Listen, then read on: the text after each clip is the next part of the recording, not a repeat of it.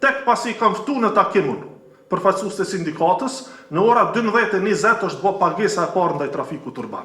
Komuna e Prishtinës pra ka hyrë në obligime pambulesë. Pra të premten në ora 1:08 Thesari i Kosovës ka pranuar kërkesë nga Komuna e Prishtinës për të mundësuar alokimin e parakohshëm pra të mjeteve të dhjetorit në mënyrë që të paguhen disa fatura tani. Dhe kjo gjë është bërë në ora 2:30, pra Thesari ka miratuar apo ka mundësuar alokimin e parakohshëm, por megjithatë nuk ka ndodhur asnjë pagesë deri në mbylljen e orarit nga Komuna e Prishtinës, po besoj që me situatën që rrodhi pastaj gjatë fundjavës u kuptua edhe pse. Sepse plani kishte qenë pra që të bëhej betejë politike kjo çështje.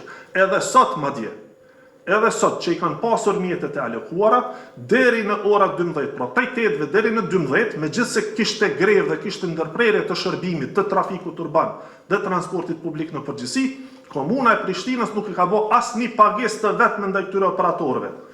Tek pasi kanë ftu në takimun përfaqësues të sindikatës, në ora 12:20 është bërë pagesa e parë ndaj trafikut urban.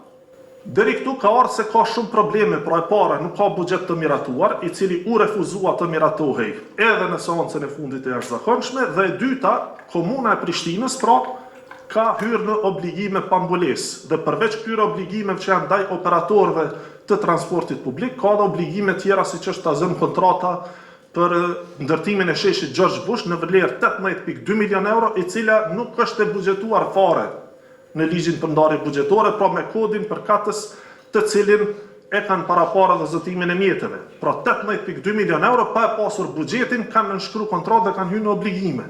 Kësaj ka edhe shumë kontrata të tjera, të cilat pastaj ndikojnë që buxheti të merret edhe me përmbarues. Çfarë do buxheti i lirë që alokohet, merret me përmbarues dhe kësaj shkaktohen probleme të mëtutjeshme.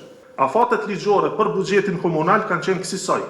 Me datën 30 shtator të vitit 2024 është dashur të miratohet në Kuvendin Komunal dhe të dorëzohet në Ministrinë e Financave buxheti nga Komuna e Prishtinës, nuk është respektuar ky afat.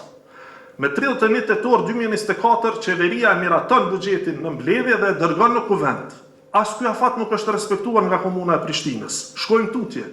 Me 21 nëntor Kuvendi e miraton në lexim të dytë ligjin për ndarje buxhetore. As ky afat nuk është respektuar nga Komuna e Prishtinës. Ky pra ka qenë treni i fundit kur buxheti i Prishtinës mund të përfshihej në ligjin për ndarje buxhetore. Shkojmë tutje, me 5 dhjetor 2024 është mbajtur seanca e fundit plenare e Kuvendit të Republikës së Kosovës në legjislaturën e kaluar. Pas datës 5 dhjetor 2024 nuk ka pasur seanca të tjera. As ky afat nuk është respektuar nga Komuna e Prishtinës. Dhe kur e miratojnë dhe e dërgojnë në Ministritë Financave projekt buxhetin e tyre, ka qenë data 17 dhjetor. Pra kemi 30 shtator, 31 tetor, 21 nëntor, 5 dhjetor, të gjitha këto afate që nuk janë respektuar nga Komuna e Prishtinës për ta përfshirë buxhetin e Komunës së Prishtinës në ligjin për ndarje buxhetore. Dhe tek me 17 dhjetor, pasi nuk është mbajtur më asnjë seancë plenare e Kuvendit të Republikës Kosovës, Komuna e dorëzon buxhetin në Ministri të Financave. Kjo ka pamundsuar që buxheti apo projekt buxheti i komunës të përfshihej në ligjin për ndarje buxhetore. Mundësia e parë që është krijuar ka qenë në legjislaturën e re.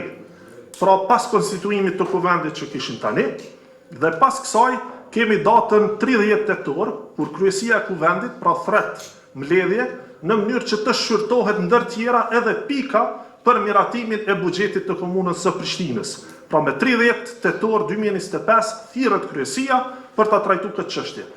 PDK dhe LDK, përfaqësuesit e tyre në kryesi, refuzojnë ta bëjnë një gjë të tillë.